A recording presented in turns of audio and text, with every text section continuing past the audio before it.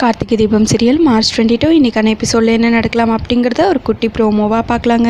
மீனாட்சி அவங்க கல்யாண நாளுக்காக ரொம்பவே சந்தோஷமாக கேக்கெல்லாம் கட் பண்ணி எல்லாருக்கும் கொடுத்து வாங்க அத்தை மாமா கிட்ட ஆசீர்வாதம் வாங்கிக்கலாம் அப்படின்னு ஆனந்த் கூப்பிடவும் ஆனந்த் வேணாம் மீனாட்சிங்கிறாங்க.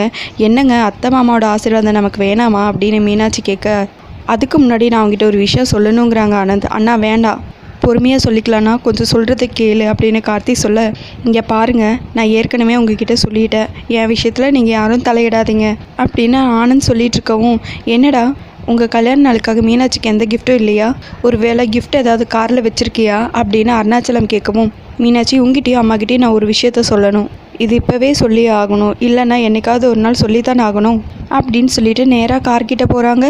அங்கே ரியா ரொம்பவே ஆவலோடு வெயிட் பண்ணிகிட்ருக்காங்க, எப்போ வந்து ஆனந்த் வீட்டுக்குள்ளே கூட்டிகிட்டு போவாருன்னு. கார்த்தி அவ்வளவோ தடுத்து பார்த்து என் விஷயத்தில் நீ தலையிடாதன்ட்டாங்க ஆனந்த்.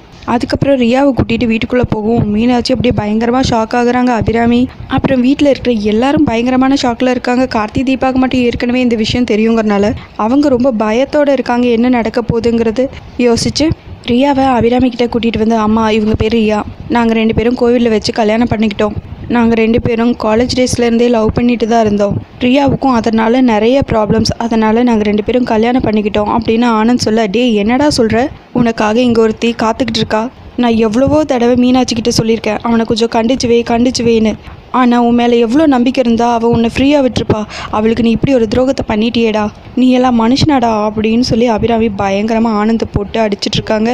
இன்னொரு பக்கம் மீனாட்சி பயங்கரமாக அலறாங்க. நாச்சியா கொஞ்சம் அமைதியாரு, நீ இவனை அடிக்க போய் உன் உடம்புக்கு ஏதாவது ஆயிரப்போகுது, சொல்கிறத கேளு நாச்சியா அப்படின்னு அருணாச்சலம் அபிராமியை மெதுவாக கூல் பண்ண ட்ரை பண்ணுறாங்க. ஆனாலும் அபிராமி ஆனந்த் மேலே பயங்கரமான கோவத்தோட அப்படி திட்டிகிட்ருக்காங்க. இன்னொரு பக்கம் அருண், என்னடா பண்ணி வச்சிருக்க நீ, மீனாட்சி நீ பாவம்ல, அவங்களுக்கு எப்படி இப்படி ஒரு துரோகத்தை பண்ண உனக்கு மனசு வந்துச்சு அப்படின்னு அருண் ஒரு பக்கம் ஆனந்த் திட்டிகிட்டு இருக்காங்க. யாருமே பேச வேணாம், என் விஷயத்தில் யாரும் தலையிடாதீங்க, மீனாட்சிக்கிட்டேயும் அம்மாக்கிட்டேயும் நான் பேசிக்கிறேன் அப்படின்னு ஆனந்த் சொல்ல எல்லாரும் அப்படியே சைலண்ட் ஆயிடுறாங்க. மீனாட்சி உங்ககிட்ட கொஞ்சம் தனியாக பேசணும் அப்படின்னு ஆனந்த் மீனாட்சியை கூப்பிட மீனாட்சி செம்ம கோவத்தில் போகிறாங்க. பின்னாடியே ஆனந்தும் போகிறாங்க. ஆனந்த் பேச ஸ்டார்ட் பண்ணும்போதே மீனாட்சி, சி நீ எல்லாம் ஒரு மனுஷனா, உன்னை போய் நம்பினா பாரு, உன் கூட வாழ்கிறது ஒன்று தான், வாழாமல் இருக்கிறது ஒன்று தான் அப்படின்னு கழுத்தில் இருக்கிற தாலியை கழட்டி அப்படியே ஆனந்த் மேலே எரிஞ்சிடுறாங்க. அதுக்கப்புறம் ரொம்ப வேகமாக வீட்டை விட்டு கிளம்பலாம் அப்படின்னு போகும்போது தீபா தடுத்து நிறுத்துறாங்க.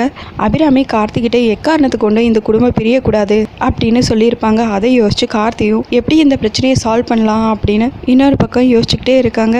என்ன நடக்குது அப்படிங்கிறது வரக்கூடிய எபிசோடில் பார்க்கலாங்க. உங்களுக்கு இந்த வீடியோ பிடிச்சிருந்தா லைக் அண்ட் சப்ஸ்கிரைப் பண்ணி நம்ம சேனல் சப்போர்ட் பண்ணுங்கள். தேங்க்யூ.